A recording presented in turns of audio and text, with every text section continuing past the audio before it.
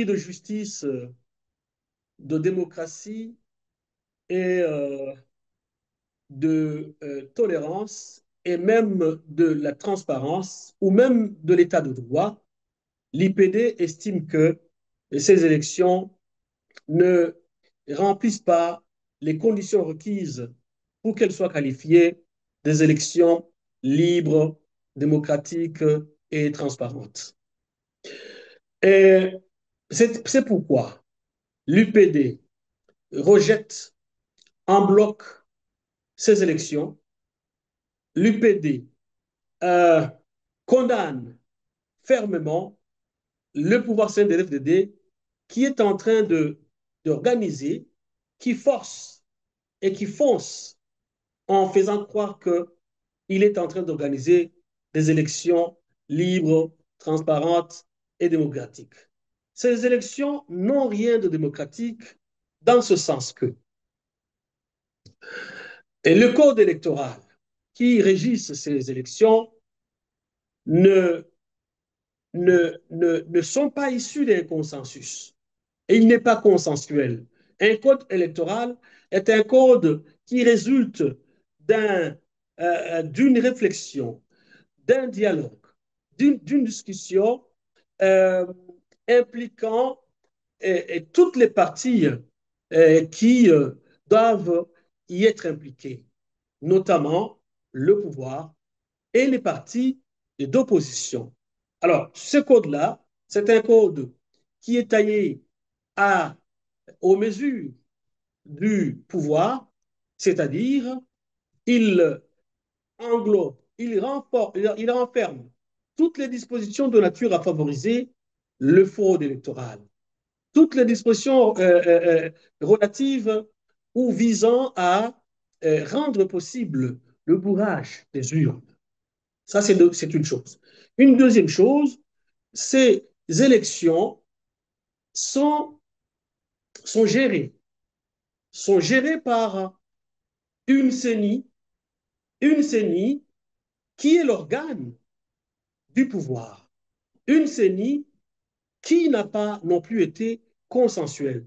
Normalement, une CENI qui doit, une CENI consensuelle, c'est une CENI qui est là, qui doit jouer la neutralité, toute la neutralité. C'est ça une CENI indépendante en fait.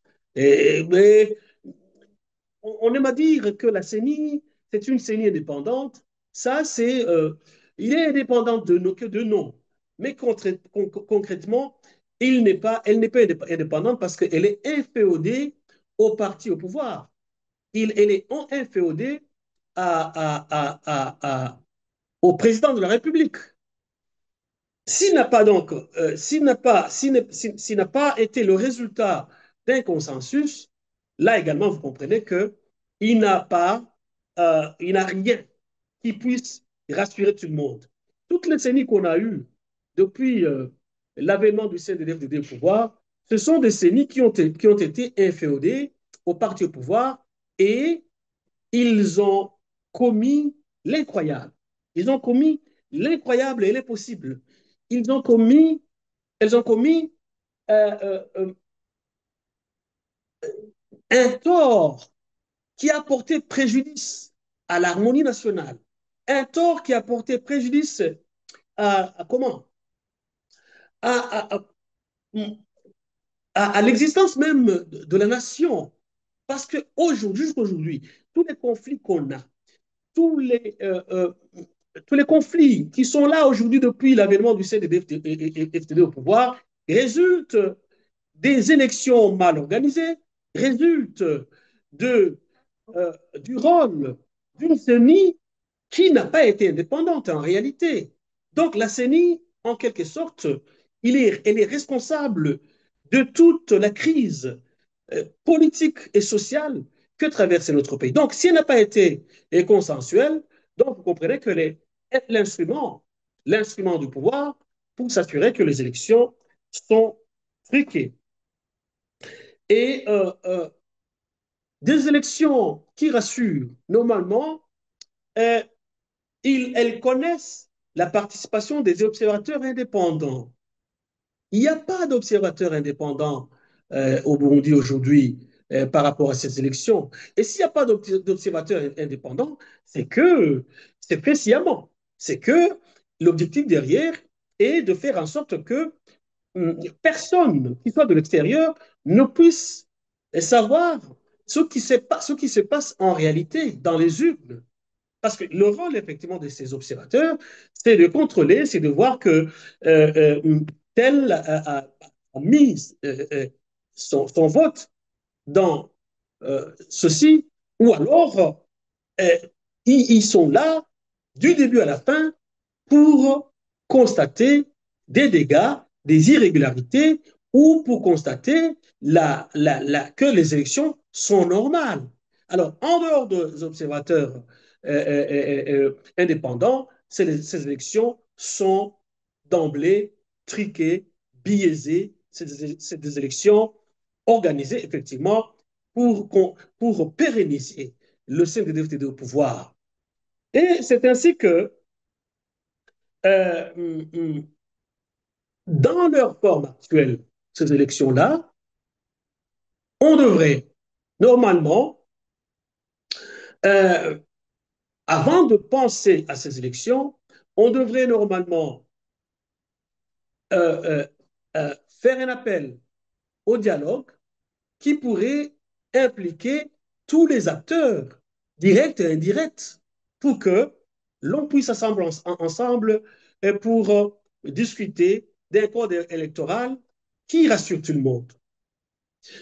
On devrait s'asseoir ensemble pour discuter de la mise en place de la CENI, mais une CENI qui est là effectivement au service du pouvoir, qui est inféodée au pouvoir.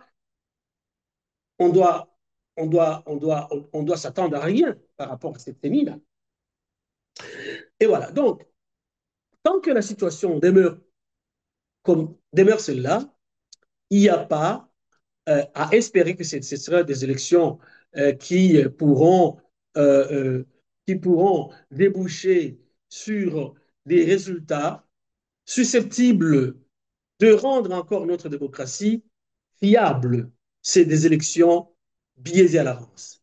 Nous lançons également un appel aux partis politiques engagés dans ces élections-là. Ils vont aux élections sachant qu'elles sont gagnées à l'avance. Je pense que derrière ça, derrière leur participation, il y a des choses qui sont visées, des objectifs visés. C'est, quoi qu'il arrive, arriver à obtenir un député, deux députés, et comme ça, continuer à s'inscrire sur l'échiquier national en tant que parti participant aux élections. Mais ça, lorsque vous engagez votre parti pour n'obtenir qu'un député, pour n'obtenir qu'un, vous cautionnez, vous les rendez légitimes, vous les rendez démocratiques alors qu'elles n'ont rien de démocratique, alors qu'elles n'ont rien de légitime.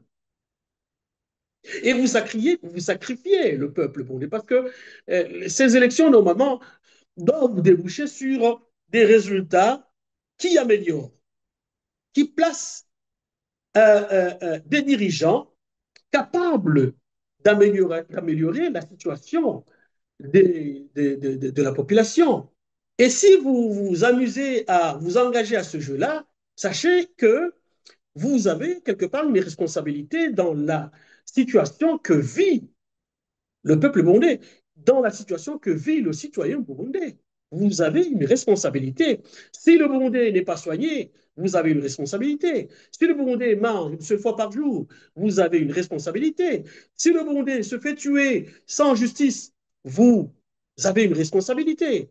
Si le Burundais aujourd'hui, si le Burundais, par exemple, aujourd'hui est limité dans ses déplacements, n'a plus la mobilité qu'il devrait avoir, c'est que vous avez une certaine responsabilité. Alors, vous vous engagez dans une élection, sachant que vous êtes perdant à l'avance, sachant que euh, le peuple pour lequel ces élections sont organisées n'aura rien en termes, en termes de bénéfices, n'aura rien en termes de plus-value consécutive à votre participation à ces élections-là.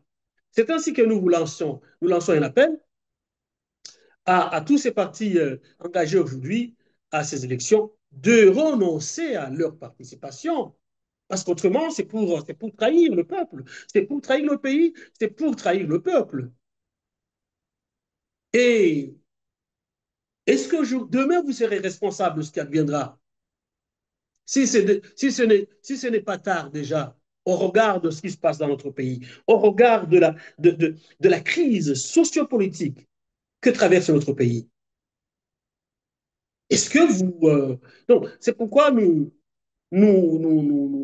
lancerons un appel vivant pour que ceux-là qui sont engagés à ces élections-là puissent y renoncer parce que ces élections-là ne sont rien d'autre qu'une mascarade pour renforcer le sein de l'FDD, une mascarade pour montrer qu'il y a encore la démocratie dans notre pays, une mascarade pour montrer que l'état de droit dans notre pays se comporte très bien, euh, alors que, voilà, donc, renoncez s'il vous plaît à ces élections parce que ce sont des élections euh, pour lesquelles vous n'aurez rien, ce sont des élections où votre poids n'est pas euh, euh, euh, euh, où votre poids n'est pas capable de faire changer les choses si ce n'est que de, d'encourager le CNTFTD dans son élan de maltraitance, dans son élan de corruption, dans son élan de violence, dans son élan de l'intolérance. Ce sont ces mots qui sévissent aujourd'hui dans notre pays. Et si vous y engagez, vous cautionnez toute cette histoire-là, toute cette problématique-là, et demain vous en serez responsable.